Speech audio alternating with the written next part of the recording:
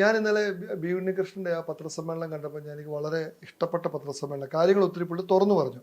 വളരെ ഓപ്പണായിട്ട് ആരെയും പേടിക്കാത്ത രീതിയിൽ വളരെ ഓപ്പൺ. ഞാനും ഉണ്ണികൃഷ്ണനും ഒരേ സമയത്ത് കോളേജിൽ പഠിച്ച, എന്നെക്കാളും പുള്ളി പോസ്റ്റ് ഗ്രാജുവേഷനും ഞാൻ ഡിഗ്രി ആയിരുന്നു. ഞങ്ങൾ രണ്ടും ഒരേ വിദ്യാർത്ഥി പ്രസ്ഥാനത്തിലൂടെ ആയിരുന്നു. ഞാൻ അദ്ദേഹത്തെക്കാളും ആ പ്രസ്ഥാനത്തിൽ ഞാൻ സീനിയറാണ്. എസ് എഫ് ഐയിൽ ഞാൻ പുള്ളിയേക്കാളും ഒത്തിരി സീനിയറാണ്. നേരം പക്ഷേ ഞാൻ വീണ്ടും അതിനകത്തൊരു അദ്ദേഹം പറഞ്ഞ് എനിക്ക് ഭയങ്കരമായിട്ട് ഇഷ്ടപ്പെട്ടു. അത് പറയേണ്ടതാണ്. ഇൻഡസ്ട്രിയിൽ പല കാര്യം പറയും. ഇന്നലെ അഭിനയിക്കാൻ വന്ന ഒരു പെൺകുട്ടി ഇന്ന് രണ്ടാമത്തെ പടത്തിൽ ചോദിച്ച പ്രതിഫലം കേട്ട് പുള്ളി ഞെട്ടി എന്ന് പറഞ്ഞു. അതൊക്കെ വളരെ നല്ലതാണ്. അത് പറയേണ്ടതായിരുന്നു. ഇന്നല്ല, പണ്ടേ പറയേണ്ട കാര്യങ്ങളായിരുന്നു. പക്ഷേ ഈ ബിജു മേനോൻ എന്ന് പറയുന്ന ആക്ടർ ഗംഭീര ആക്ടറാണ്. ബിജു മേനോനെ നന്നായിട്ട് അറിയാവുന്ന ആള്. അയാളിൽ നിന്ന് എന്തൊക്കെ പ്രതീക്ഷിക്കാവുന്നോ അതേ പ്രതീക്ഷിക്കാവുള്ളൂ. ഞാൻ ആർക്കറിയാൻ ചെയ്തതാണല്ലോ. എനിക്ക് ഒരു ബുദ്ധിമുട്ടുമില്ല. എന്ത് നല്ലതായിട്ട് അദ്ദേഹം അഭിനയിച്ചു. ഒരു കുഴപ്പമില്ല. അത് കറക്റ്റ് സമയത്ത് വരുമായിരുന്നു. 1, 2, 3 ഇന്റർവ്യൂവിന് വന്നു. നമുക്ക് അതിൽ കൂടുതൽ ഞാൻ പുള്ളിയോട് ഡിമാൻഡ് ചെയ്തില്ല. നമ്മൾ എപ്പോഴും ചിന്തിക്കേണ്ടത് ഇപ്പം നമുക്ക് അദ്ദേഹത്തെ സിനിമയിൽ കൊണ്ടുവന്നു, അദ്ദേഹത്തിന് ഇത്രേ അത് കഴിഞ്ഞ് കിട്ടത്തുള്ളൂ എന്നുള്ള ചിന്ത ആ പ്രൊഡ്യൂസർക്ക് വേണം. കാര്യം ഇത് ഇന്ന് കിളുത്ത് വന്ന ആളല്ലല്ലോ ബിജു മേനോൻ എന്നല്ല, എല്ലാവരുടെയും കാര്യത്തിൽ പറയാം. നമുക്ക് അത് എൻ്റെ ചിന്തയാണ്. ഞാനിപ്പോൾ ബിജു മേനോനെ വെച്ച് നാളെ ഒരു സിനിമ ചെയ്യേണ്ട വന്നാൽ തീർച്ചയായിട്ടും ചെയ്യാൻ പോകും. ഞാൻ അദ്ദേഹത്തിൽ നിന്ന് ഈ വലുതായിട്ടൊന്നും കാര്യം ഇന്ന് വരെ ഞാൻ അദ്ദേഹം അങ്ങനെ പ്രൊമോഷന് പോയൊന്നും ഞാൻ കണ്ടിട്ടില്ല. ശരിയാണ് അല്ലേ? അന്നേരം നമ്മൾ അതേ പ്രതീക്ഷിക്കാവുള്ളൂ. അത് പ്രതീക്ഷിക്കാതെ നമ്മൾ ചാനലുകാരോട് എന്നോട് ഇന്ന് വരെ ഒരു ചാനലുകാർ ഇവർ പ്രൊമോഷന് വരാത്തതുകൊണ്ട് പൈസ വെട്ടി കുറയ്ക്കുന്നു ഞാൻ കേട്ടിട്ടില്ല. ഇതൊക്കെ ഇനി പുതിയ വല്ല സിസ്റ്റമാണോ എന്ന് പോലും എനിക്ക് അറിയത്തില്ല കേട്ടോ. 25 ലക്ഷം രൂപ വെട്ടി കുറച്ചു എന്ന് വായിച്ചു. പക്ഷെ തീർച്ചയായിട്ടും ബി ഉണ്ണികൃഷ്ണൻ പറഞ്ഞ സ്റ്റേറ്റ്മെന്റ് 100% നല്ലതാണ്. അങ്ങനെ പറയണം. അത് ബി ഉണ്ണികൃഷ്ണൻ മാത്രമല്ല, പ്രൊഡ്യൂസർ അസോസിയേഷനും പറയണം, ചേംബറും പറയണം, എല്ലാവരും പറയണം. സ്ട്രോങ് ആയിട്ട് നിൽക്കണം. അല്ല, ഇപ്പൊ ഈ പ്രൊഡ്യൂസർമാർക്കും ഈ റിയാലിറ്റി ചെക്കില്, അതായത് ബിജു മേനോനിൽ നിന്ന് അദ്ദേഹത്തിന് അദ്ദേഹവുമായി ഇടപെട്ടതിൽ നിന്ന് അല്ലെങ്കിൽ അദ്ദേഹവുമായിട്ട് ഒരു സിനിമ ചെയ്തതിന്റെ ഒരു അനുഭവ സമ്പത്തിൽ നിന്ന് അദ്ദേഹത്തിൽ നിന്ന് പ്രതീക്ഷിക്കേണ്ടതുണ്ടല്ലോ, അതേ പ്രതീക്ഷിക്കാവൂ. അത് മനസ്സിലാക്കാതെ പോകുന്നുണ്ടോ? പലരും എന്താന്ന് വെച്ചാൽ വളരെ പാനിക് ആയിട്ടാണ് ഒരു ആക്ടർ ഡേറ്റ് കിട്ടിയാൽ എങ്ങനെയെങ്കിലും സിനിമ ചെയ്യാന്നുള്ള ചിന്തയിൽ പോകും. ഞാൻ പേര് പറയത്തില്ല. ഞാൻ ഇപ്പം എൻ്റെ അടുത്ത് 2 നല്ല ഡയറക്ടേഴ്സ്, ഒരു ഡയറക്ടർ ഒരു റൈറ്ററും കഥ വന്ന് പറഞ്ഞു. ഞാൻ ആ സിനിമയുടെ കഥ എൻ്റെ കമ്പനിയുടെ പേരിൽ രജിസ്റ്റർ ചെയ്തു. ഇവരെന്ത് ചെയ്ത ശമ്പളം പറഞ്ഞില്ല, അഡ്വാൻസ് ഇച്ചിരി തന്നേക്കാൻ പറഞ്ഞു. ഞാൻ ഇവരെ കൊണ്ടുവന്ന ആൾക്കാരോട് പല പ്രാവശ്യം ചോദിച്ചു, ഇവരുടെ ശമ്പളം എത്രയാന്ന് പറ. അത് ഞങ്ങൾ പിന്നെ പറഞ്ഞോളാം, അഡ്വാൻസ് ഇത്ര എന്താ. ഞാൻ പറഞ്ഞു ഞാൻ ആ സിനിമ ചെയ്യുന്നില്ല. കാരണം ഒന്നുമല്ല, നാളെ ഇപ്പൊ അവർക്ക് എത്ര വേണേലും ചോദിക്കാനോട്. സിനിമ ഒരു വലിയ വിജയമായാൽ വലിയൊരു പ്രതിഫലം കൊടുക്കേണ്ടി വരും. അല്ല, വിജയമായില്ലെങ്കിൽ അവർക്ക് നാളെ ഞാനിപ്പം ഒരാൾക്ക് ഒരു 25 ലക്ഷം അഡ്വാൻസ് കൊടുത്തു, അയാൾക്ക് ഞാൻ കൊടുക്കാൻ ഉദ്ദേശിക്കുന്ന 1 കോടിയാന്ന് വിചാരിച്ചു. അവർക്ക് നാളെ 2 കോടിയും ചോദിക്കാം, ചിലപ്പോൾ 50 ചോദിക്കത്തുള്ളായിരിക്കും. എന്തിനാ നാളെ ഒരു പ്രശ്നത്തിലേക്ക് പോകുന്നത് എന്ന് വെച്ച് ഞാൻ ആ സിനിമ വേണ്ട എന്ന് വെച്ചു. ഞാൻ അത് പറയാൻ കാരണം ഇതാണ്. ഇപ്പൊ ബിജു മേനോൻ എന്ന് പറയുന്ന ആക്ടറെ ഇത് ചെയ്യാനുള്ളൂ കിട്ടത്തുള്ളൂ എന്ന് ചിന്തിച്ചാൽ, ഞാൻ പണ്ടൊന്നും ഇങ്ങനത്തെ പ്രൊമോഷൻസ് ഒന്നും ഇല്ലായിരുന്നു. കോവിഡിന് ശേഷമാണല്ലോ ഇത് വന്നത്. അത് പ്രതീക്ഷ വേണം സിനിമ ചെയ്യാനായിട്ട്. ഇപ്പം നമ്മുടെ ആർക്കറിയാല് എനിക്ക് തോന്നുന്ന 3 or 4 ഇന്റർവ്യൂ നമ്മൾ വിളിച്ചു വന്നത്. നമുക്ക് പെപ്പർ ബോട്ടിൽ ഇരുന്ന് പുള്ളി 3 or 4 ഇന്റർവ്യൂ ചെയ്ത് അതിൽ കൂടുതൽ നമ്മൾ പുള്ളിയെ വിളിച്ചിട്ടുമില്ല. ഞാനൊരു പോസ്റ്റ് ഇടാൻ പോലും പുള്ളിയോട് ചോദിക്കാറില്ല. കാര്യം എനിക്കറിയാം ബിജു മേനോൻ എന്ന് പറയുന്ന ആള് എന്താണെന്ന് അറിയാം.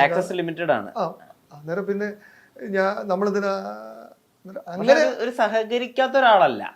വളരെ നല്ല എന്താ പുള്ളി സുഹൃത്തുക്കൾക്ക് വേണ്ടി ചത്ത് നിൽക്കുന്ന വ്യക്തിയാണ് ബിജു മേനോൻ. പുള്ളിയുടെ ചുറ്റുമുള്ള സുഹൃത്തുക്കൾക്ക് വേണ്ടി ചത്ത് നിൽക്കുന്ന വളരെ നന്നായിട്ട് നിൽക്കുന്ന ആളാണ്. പക്ഷെ ഓരോരുത്തർക്കും ഓരോ ക്യാരക്ടറല്ലേ. ഞാൻ എൻ്റെ ക്യാരക്ടർ ആയിരിക്കത്തില്ല എൻ്റെ കൂടെയുള്ള വേറെ ഒരാളുടെ ക്യാരക്ടർ. നേരം അതനുസരിച്ച് നമ്മൾ ഇടപെടണം. ഈ ആളുകൾ പ്രതിഫലം ഉയർത്താൻ വേണ്ടിയിട്ടുള്ള ഒരു നിർമ്മാതാവിനോടുള്ള ഒരു ഡിബേറ്റ് ഉണ്ടല്ലോ, ഒരു ബാർഗെയിനിങ്, അത് എനിക്ക് ഉൾക്കൊള്ളാൻ പറ്റാവുന്ന ഘട്ടങ്ങളിലേക്ക് എത്താറുണ്ടോ ഏതെങ്കിലും സിനിമയ്ക്ക് വേണ്ടിയിട്ട്? പൈസയുടെ കാര്യം എനിക്ക് ഇന്ന് വരെ എൻ്റെ ജീവിതത്തിൽ ആരും എൻ്റെ മനസ്സിൽ നിൽക്കുന്ന മുകളിൽ സാലറിയുടെ ആൾക്കാരുടെ കാര്യം പ്രൊഡക്ഷൻ കൺട്രോളർ പറയുമ്പോൾ ഞാൻ പറയും അദ്ദേഹം മറ്റേ അടുത്ത ആളെ എടുക്കാൻ പറയും. കാര്യം നമ്മൾ ഇന്ന് വരെ എനിക്ക് അങ്ങനെ ഒരു സംഭവം ഉണ്ട്.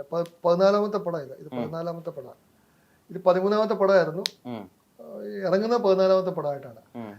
ഇന്ന് വരെ ഒരു ആക്ടറിൽ നിന്നും അങ്ങനെ ഒരു ചെറുതോ വലുതോ ഒരിടത്തു നിന്നും ഉണ്ടായിട്ടില്ല. മമ്മൂക്ക അഭിനയിച്ചിട്ടുണ്ട്, ലാലേട്ടൻ അഭിനയിച്ചിട്ടുണ്ട്, നിവിൻ പോളി അഭിനയിച്ചിട്ടുണ്ട്. എനിക്ക് തോന്നുന്നു ദുൽഖർ സൽമാനും പൃഥ്വിരാജും അങ്ങനെ 1, 2, 3 പേരൊഴിച്ച് ബാക്കി എല്ലാവരും എൻ്റെ സിനിമയിൽ അഭിനയിച്ചിട്ടുണ്ട്. എനിക്ക് ആരുടെ കയ്യിൽ നിന്ന് ഒരു ബുദ്ധിമുട്ടും ഉണ്ടായിട്ടില്ല, ഒരു കാര്യത്തിലും ബുദ്ധിമുട്ടുണ്ടായിട്ടില്ല. പ്രൊമോഷൻ്റെ കാര്യത്തിൽ ബുദ്ധിമുട്ടുണ്ടായിട്ടില്ല, സാലറിയുടെ കാര്യത്തിൽ ബുദ്ധിമുട്ടുണ്ടായിട്ടില്ല, താമസിച്ചു വന്നെന്നുള്ള കാര്യത്തിൽ ബുദ്ധിമുട്ടുണ്ടില്ല, സിനിമക്കിടയ്ക്ക് ഇറങ്ങിപ്പോയെന്നുള്ള കാര്യത്തിൽ ബുദ്ധിമുട്ടുണ്ടായിട്ടില്ല, ഒന്നും ഉണ്ടായിട്ടില്ല. മോഹൻലാൽ, മമ്മൂട്ടി ഈ രണ്ടുപേരും കഴിഞ്ഞാൽ OTT മാർക്കറ്റിൽ ഏറ്റവും അധികം മാർക്കറ്റുള്ള നടനാരാണ്? എനിക്കിപ്പോൾ OTT മാർക്കറ്റിനെ പറ്റി യാതൊരു ധാരണയുമില്ല. കാരണം ഞാൻ 2022 ഈ എന്നാൽ താൻ കേസോട് കഴിഞ്ഞ് ആഫ്രിക്കയ്ക്ക് പോയി. പിന്നെ ഈ ആഫ്രിക്കയിൽ ചെന്നുള്ള കുഴപ്പമെന്ന് വെച്ചാൽ പലപ്പോഴും കണക്ടിവിറ്റി ഇല്ല. ഇവിടെ ഒരാൾ മരിച്ചെന്നൊക്കെ നമ്മൾ അറിയുന്നത് ഇവിടെ തിരിച്ചു വരുമ്പോഴാണ്, പലപ്പോഴും കാണാറില്ല, തിരക്കിനിടയ്ക്ക് ഓടും. അന്നേരം ആ അറിവുകേട് എനിക്ക് ബൾട്ടിയിൽ ഒത്തിരി പ്രശ്നങ്ങൾ ഉണ്ടാക്കി. എന്നുവെച്ചാൽ എന്താണ് ഇവിടെ ഉണ്ടായ മാറ്റങ്ങൾ എന്ന്. പണ്ട് ഞാൻ ഖത്തറിലാകുമ്പോൾ എല്ലാ ആഴ്ചയിലും ഓടി വരും, വീക്കെൻഡ് ഇവിടെ ഉണ്ട്, സിനിമാക്കാരെയൊക്കെ കാണാറുണ്ട്, നമുക്ക് മാർക്കറ്റ് അറിയാറുണ്ട്. എന്നിട്ട് എന്ന് പറഞ്ഞ പോലെ ഈ മൂന്നാമത്തെ ആർക്കാണ് ഏറ്റവും കൂടുതൽ, ലാലേട്ടനായിരിക്കും ഓട്ടോമാറ്റിക്കലി ഏറ്റവും കൂടുതൽ, എങ്കിൽ പോലും എനിക്കതേപ്പറ്റി ഒരു വലിയ ധാരണ ഇല്ല. ഇപ്പം അങ്ങനെയാണെങ്കിൽ എന്താ പറയുന്നത്, ബൾട്ടി എന്ന് പറയുന്ന സിനിമ ആരുമില്ല, നമ്മുടെ സുട്ടു മാത്രം വെച്ചുകൊണ്ടാണ് OTT വിറ്റേക്കുന്നത്.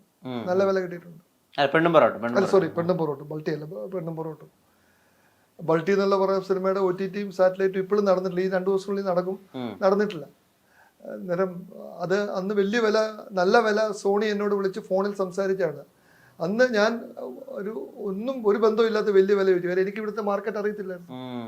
അന്നേരം യാഥാർത്ഥ്യത്തിലേക്ക് എത്താതെ ഞാൻ എന്നാ പറയുന്നത് 14 16 കോടി ചോദിച്ചുകൊണ്ടിരുന്നു. അവർ 9.5 കോടിക്ക് വരെ എടുക്കാൻ റെഡിയായിരുന്നു. അന്നേരം അത് പിന്നെ ഒരു അബദ്ധമായി അങ്ങനെ തോന്നുന്നു, അങ്ങനത്തെ ചിന്തകളൊക്കെ മനസ്സിൽ പോവാ. നമുക്കങ്ങനെ, ഞാൻ മുമ്പേ പറഞ്ഞില്ലേ, ഞാൻ അങ്ങനെ ചിന്തിക്കാറില്ല.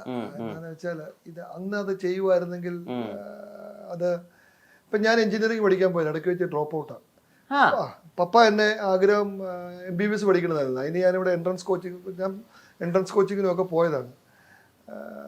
അന്നേരം ഇതൊന്നും എൻ്റെ ജീവിതത്തിൽ ഞാൻ ചിന്തിച്ചിട്ടില്ല. ഇത് എഞ്ചിനീയറിംഗ് പഠിക്കാതെ പോയത് ശരിയായി പോയില്ല, അല്ലെങ്കിൽ ഡോക്ടർ ആകാഞ്ഞ് ശരിയായി പോയിട്ടില്ല, അല്ലെങ്കിൽ ഇത് കാര്യമെന്ന് പറയുന്നതൊന്നും ചിന്തിച്ചിട്ട് കാര്യമില്ല. ഇതൊന്നും നമുക്ക് തിരിച്ചു വരാത്തതല്ലേ. എൻ്റെ വൈഫും പിള്ളേരും ഇപ്പോഴും പറയുന്നൊരു കാര്യമുണ്ട്. കട്ടിലിൽ ഞാനൊരു 9:30 ആകുമ്പോൾ കിടക്കും. വീട്ടിൽ ചെന്നാൽ 9:15 ആകുമ്പോൾ ഉറങ്ങും, രാവിലെ 4 ആകുമ്പോൾ എഴുന്നേക്കും. അത് ഇപ്പം ഇന്നലെ ഞാൻ കിടന്ന 1 മണിക്ക് വന്നാലും 4:30 ആകുമ്പോൾ എഴുന്നേക്കും. അന്നേരം കിടന്ന് കഴിഞ്ഞ ഉടനെ പിള്ളേരൊക്കെ എൻ്റെ അടുത്ത്, എൻ്റെ പെൺകുട്ടികൾ, എനിക്ക് 3 പേര്, മൂന്നാമത്തോളും എൻ്റെ അടുത്ത് വന്നിരിക്കും, വർത്തമാനം പറയാം. ഞാനൊരു 2-3 മിനിറ്റിനുള്ളിൽ ഉറങ്ങിപ്പോകും. എന്നിട്ട് അവർ പറയുന്നത് ഡാഡിയോട് വർത്തമാനം പറയാൻ പോലും കിടക്കുമ്പം പോലും കിട്ടാറില്ല. ഞാനിങ്ങനെയുള്ള കാര്യങ്ങളൊന്നും ചിന്തിക്കാറില്ല. ചിന്തിക്കാത്തതുകൊണ്ട് എനിക്ക് ഉറങ്ങാനൊക്കെ